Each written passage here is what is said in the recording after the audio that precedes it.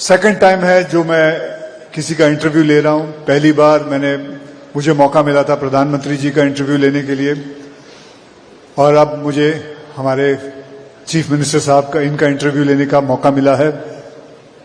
तो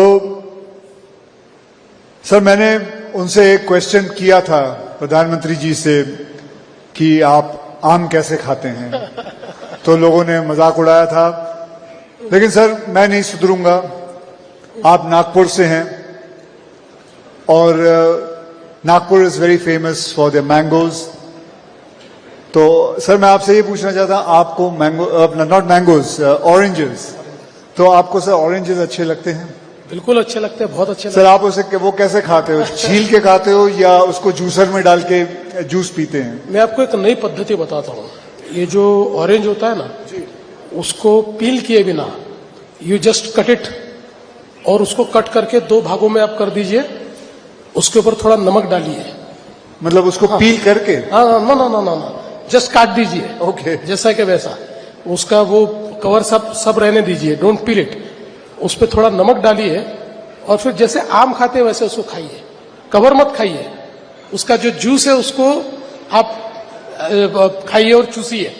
देखिए, एक अलग ही आपको फीलिंग आएगा ऑरेंज खाने का। ये सिर्फ ओजी लोगों को मालूम है जो नागपुर से है। They only know it how to it. So that's great. तो आज एक समथिंग नई चीज सीखने मिली है। So I am surely going to try this. So sir, second question की तरफ चलते हैं सर। सर, मैं इस फिल्म इंडस्ट्री के अंदर I have been an actor, और सर आप जो हैं वो पॉलिटिक्स के दुनिया के स्टार हैं। सर, आप बताइए कोई ऐसी फिल्म, जैसे कि मैं किसी पॉलिटिशियन को देखता हूं, कभी उनसे इंस्पिरेशन लेता हूं। सर, आपके लिए कोई ऐसी फिल्म या कोई ऐसा इंसान हो जिसको आपने इन्फ्लुएंस किया हो आपके लीडरशिप के लिए, जो फिल्म इंडस्ट्री के अंदर हो? देखिए, पहली बात तो यह है कि फिल्म्स जो हमको इन्फ्लुएंस करती है वो not as a leader, but it influences हमारी जो संवेदनाएं होती है, जो एक ह्यूमन फीलिंग होता है हमारा, उसको फिल्म्स जो है वो एक प्रकार से प्रभावित करती है। तो ऐसे कई फिल्मों ने मुझे प्रभावित किया। लेकिन जहां तक आप पॉलिटिक्स की बात करेंगे तो एक फिल्म है जिसका मैं जिक्र करना चाहूंगा कि उस फिल्म ने मुझे प्रभावित तो किया, लेकिन उस फिल्म ने मेरे लिए इतनी समस्याएं बढ़ाई, और वो फिल्म है नायक। हाँ, वो नायक फिल्म में अनिल कपूर जी एक दिन के चीफ मिनिस्टर बनके दिन भर में इतने काम कर देते हैं, तो मैं कहीं पर भी जाता हूं तो लोग मुझे कहते हैं नायक जैसा काम करो। देखो, एक दिन में कितना उन्होंने कर दिया, कैसे एक दिन में उन्होंने दुनिया बदल दी। तो मुझे एक दिन अनिल कपूर जी मिल गए। मैंने उनको कहा, क्यों बनाई भाई नायक? आप नायक और हम नालायक, ऐसा लोगों को लगने लग गया। एक दिन में इतनी सारी चीजें कैसे आपने कर दी उसके अंदर? तो मुझे ऐसा लगता है कि एक बेंचमार्क सेट करने का काम उसने किया है। बट अदरवाइज मुझे ऐसा लगता है कि फिल्मों ने एज ए ह्यूमन मेरी फीलिंग्स को शेप करने के लिए, मेरी इमोशंस को शेप करने के लिए, और हमेशा चूंकि कोई भी फील्ड ऐसा होता है कि जिस फील्ड में आप बार बार अगर कोई काम करते रहते हैं तो कई बार आपकी इमोशंस जो है वो थोड़ी डीम होती है जी। थोड़ा आप यूज्ड टू हो जाते हैं। तो उन इमोशंस को जिंदा रखने का काम ये फिल्मों ने किया है, और मैं ऐसा मानता हूं कि फिल्म देखने के बाद मैं वही एक नॉर्मल आदमी बन जाता हूं जो मैं सालों से हूं। सर, आपने जैसे बताया कि नायक फिल्म के अंदर अनिल कपूर जी एक दिन के लिए चीफ मिनिस्टर बन जाते हैं। सर, अगर आपको मैं पूछूं कि एक दिन के लिए आप फिल्म के एक डायरेक्टर बन जाएं और फिल्म का नाम हो महाराष्ट्र, तो पहला सीन आप क्या पिक्चराइज करेंगे? मुझे ऐसा लगता है कि अगर महाराष्ट्र पे फिल्म बनती है तो पहला सीन होगा जिसमें छत्रपति शिवाजी महाराज ये राज्याभिषेक के लिए बैठे होंगे, और इतने सालों की गुलामी के बाद फिर एक बार स्वराज्य का निर्माण, यही उसका पहला सीन होगा। तो सर, मैं आपसे एक और चीज पूछना चाहूंगा। जैसे बॉलीवुड में हमारी हिंदी फिल्म इंडस्ट्री में रियल हीरोज दिखते हैं, आपके हिसाब से पॉलिटिक्स के रियल हीरो कौन है? देखिए, आज अगर हम लोग भारत को अगर हम देखें तो भारत के इस पूरे पॉलिटिकल हिस्ट्री में हमको रियल हीरो के रूप में हमारे प्रधानमंत्री नरेंद्र मोदी जी दिखाई देते हैं। और वो इसलिए दिखाई देते हैं कि he has walk the talk. जो चीजें हम लोग कहते थे, भारत से गरीबी हटाओ का नारा ये लगातार लगता रहा, लेकिन 10 साल में 25 करोड़ लोगों को गरीबी से बाहर निकालने का काम ये मोदी जी ने करके दिखाया। हम लोग फ्रेजाइल 5 इकोनॉमी से फर्स्ट 5 इकोनॉमी में आए। अब हम दुनिया की चौथी सबसे बड़ी अर्थव्यवस्था बन गए, जल्दी ही तीसरी सबसे बड़ी अर्थव्यवस्था बन रहे। आज चाहे वो टेक्नोलॉजी का क्षेत्र हो, चाहे वो डिफेंस मैन्युफैक्चरिंग का क्षेत्र हो, चाहे वो एवीजीसी का क्षेत्र हो, हर क्षेत्र में भारत वर्ल्ड से कॉम्पीट कर रहा है। तो मुझे ऐसा लगता है कि हमेशा हम लोग जब छोटे थे तब से हम कितने महान थे इसकी कहानियां सुनते आए, लेकिन हम महान कब बनेंगे ये हमको कोई बताता नहीं था। Now we know that we are on the path. 2047 में विकसित भारत, ये महान भारत का चित्र अब हमारे सामने है और उस चित्र को लाने वाले हमारे प्रधानमंत्री नरेंद्र मोदी जी हैं। बहुत खूब सर, बहुत बढ़िया सर, बहुत बढ़िया। तो सर बताइए,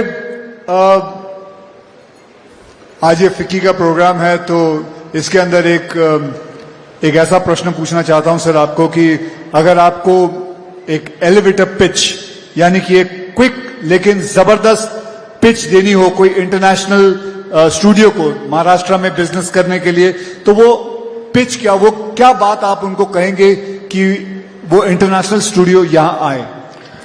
मैं उनको ऐसा कहूंगा कि महाराष्ट्र में इतनी बड़ी लीगेसी है कि हमने दादा साहब फाल्के से लेकर तो आज के कंटेंट क्रिएटर तक जो हमारी ओजी पोजीशन है वो कभी छोड़ी नहीं है।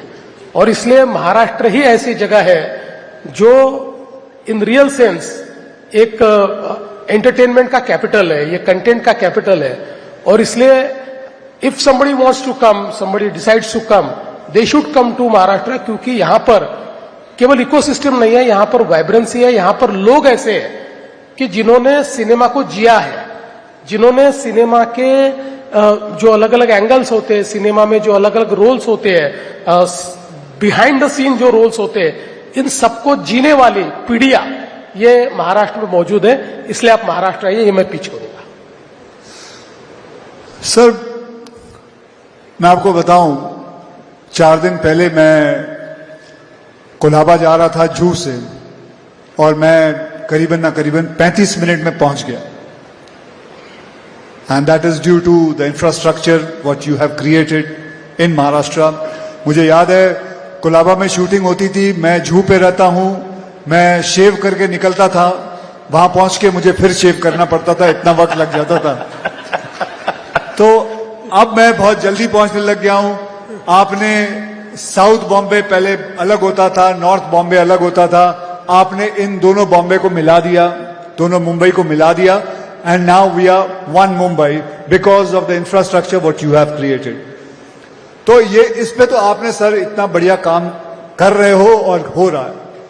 सर मेरी एक आपसे दरखास्त है, आपकी जो दृष्टि है हमारे फिल्म सिटी जो गोरेगांव में है, करीबन 550 एकड़ जमीन है, सर उस पे दृष्टि डालें, उसको भी जिस हिसाब से आपने मुंबई को चेंज किया है, मैं आपसे दरखास्त करूंगा उसको भी चेंज करें। तो उसके बारे में कुछ आप कहना चाहेंगे? नहीं, बिल्कुल, आपने बहुत ही अच्छी बात कही है। देखिए, एक रिग्रेट जो मेरा है अपने लिए वो ये है कि during my tenure between 14 and 19 मेरी बड़ी इच्छा थी कि मैं फिल्म सिटी को एक बहुत ही वाइब्रेंट इंटरनेशनल फिल्म इकोसिस्टम में परिवर्तित करूं। और हमने काफी प्लानिंग भी किया, डिजाइनिंग भी किया, काफी हम लोगों ने फिल्म फ्रेटर्निटी के लोगों से बातचीत भी करके एक उसका बड़ा अच्छा प्लान भी तैयार किया, but somehow due to various reasons we could not execute it. So मतलब मैंने हाथ में लिए और एग्जीक्यूट नहीं हुए ऐसे 2 या 3 ही प्रोजेक्ट है, उसमें से ये एक प्रोजेक्ट रहा है। लेकिन नाउ इन दिस रेजिम ये मैंने तय कर लिया है कि इस फिल्म सिटी को एक वर्ल्ड क्लास, टॉप क्लास जो फिल्म इकोसिस्टम है उसमें हम लोग कन्वर्ट करेंगे। वैसे भी अब हमारी फिल्म सिटी में IICT आ रहा है, तो Indian institute of creative technology, और उसके साथ साथ अभी बहुत अच्छे स्टूडियोज जो स्टेट ऑफ आर्ट है, जो क्योंकि फिल्म मेकिंग तो पूरा बदल रहा है अभी, VFX के कारण बहुत सारी चीजें बदल रही है, पोस्ट प्रोडक्शन और एडिटिंग में बहुत बड़े पैमाने पर बदलाव आ रहा है। AI भी बहुत मुझे ऐसा लगता है कि फिल्म्स को प्रभावित कर रहा है। लोकेशंस कहीं पर भी क्रिएट की जाती है, ये जो हमारा हरा पर्दा होता है ये हर चीज को बदल देता है। तो ये सारी चीजों को अकाउंट फॉर करने वाला एक इकोसिस्टम हमको तैयार करना है, और उसके लिए हम लोगों ने ऑलरेडी तैयारी कर दी है। मैं ऐसा मानता हूं कि with in a years time हम लोग ये ट्रांसफॉर्मेशन शुरू करेंगे, और उसके बाद के 4 सालों में इस पूरे एरिया को हम ट्रांसफॉर्म करेंगे।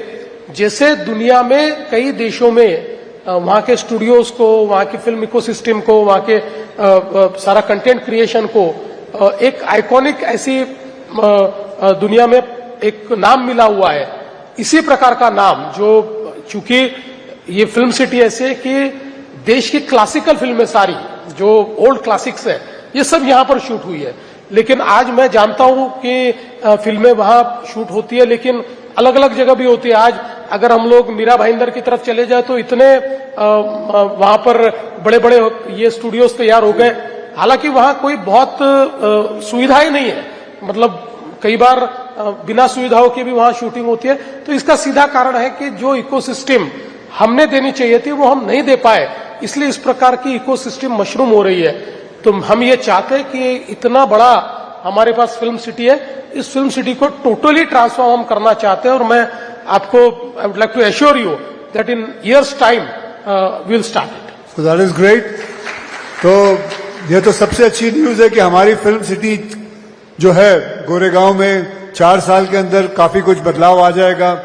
एंड हमारा chief minister has promised us. Sir मैं एक और बात पूछना चाहूंगा। सर मैं मराठी सिनेमा का बहुत बड़ा फैन हूं सर। मैं समझता हूं जिसका मतलब screen play, story, Marathi cinema की जो स्क्रीन प्ले स्टोरीज और जो किस्म के मुद्दे उठाते हैं, मैं ज्यादा करके जगहों पे नहीं देखता। I think they are the one of the best. Sir तो मैं ये जानना चाहूंगा सर, जेन ज़ी में इसे पॉपुलर बनाने का आपका कोई प्लान है कि इसको कैसे पॉपुलर बनाया जाए? और दैट्स इट सर। नहीं, बहुत अच्छा प्रश्न आपने पूछा, और मैं आपको कहना चाहता हूं कि मराठी फिल्म ये इतनी ताकतवर क्यों है। इसका एक कारण है कि मराठी थिएटर ने इसको ताकतवर रखा है। आज भी अगर हम देखें तो देश में जो हमारे भाषाई थिएटर्स है, चाहे वो हिंदी हो या अलग अलग भाषाओं के थिएटर्स हो, इसमें कहीं ना कहीं हमको थोड़ा सा एक ऐसा लगता है कि समहाउ दे आर, मतलब उनकी शीन थोड़ी कम हो रही है, ऐसा हमको ध्यान में आता है। पर मराठी थिएटर इतना इनोवेटिव रहा है कि उसने मुझे ऐसा लगता है कि एक क्रिएटिविटी की या अभिव्यक्ति की जो मिसाल मराठी थिएटर ने कायम की। और आज भी आप देखिए मराठी जो हमारे ऑडियंस भी है वो भी बड़ा वाइब्रेंट ऑडियंस है। आज भी महाराष्ट्र में इतने मराठी नाटक तैयार होते हैं और उन नाटकों को देखने के लिए आज भी भीड़ लगती है, हाउसफुल नाटक चलते हैं। कई लोगों ने तो 10-10 हजार शोज का वर्ल्ड रिकॉर्ड तैयार किया हुआ है। तो ये जो चीजें हैं, इसके कारण वही क्रिएटिविटी आज हमको मराठी फिल्म में भी देखने को मिलती है। और आपने जो कहा तो मुझे ऐसा लगता है कि आप देखिए नटरंग जैसा एक फिल्म आती है, या पुरानी जो थीम्स है उसके ऊपर फिल्म, अभी दशावतार का एक ये चल रहा है थिएटर में भी, नए मतलब जो बहुत ओल्ड इस प्रकार के सखाराम बाइंडर जैसा एक शो अगर शुरू हो जाता है तो उसको जेन ज़ी भी मराठी की ये लाइक कर रही है। आज उसके ऊपर लोगों को वो चीजें पसंद आ रही है। तो मुझे ऐसा लगता है कि ये जो मराठी ऑडियंस है, स्पेशली जेन ज़ी जो है, ये अभी फिल्मों से जुड़ रहा है। देखिए एक ये जो क्रिएटिविटी बड़े पैमाने पर जो मराठी में हमको दिखाई पड़ती है, उसमें निश्चित रूप से मुझे ऐसा लगता है कि उसको आज मतलब एक समय ऐसा था कि हमारे मराठी फिल्म्स को कई बार थिएटर मिलने में तकलीफ होती थी और कोई ब्लॉकबस्टर फिल्म आ जाए तो मराठी फिल्म का रिलीज रोकना पड़ता था। पर आज ऐसी स्थिति है कि एक ही दिन 2 मराठी फिल्में रिलीज होती है और दोनों ब्लॉकबस्टर हो रही है, दोनों बिल्कुल लोगों को पसंद आ रही है। तो ये एक बहुत बड़ा काम हो रहा है और हम भी एज अ गवर्नमेंट हमारा भी ये प्रयास है कि हम लोग मराठी फिल्म इंडस्ट्री को मदद करें। इसलिए कई योजनाएं भी महाराष्ट्र सरकार की ओर से हम चला रहे हैं कि जिससे हमारी मराठी फिल्म इंडस्ट्री को बूस्ट मिले।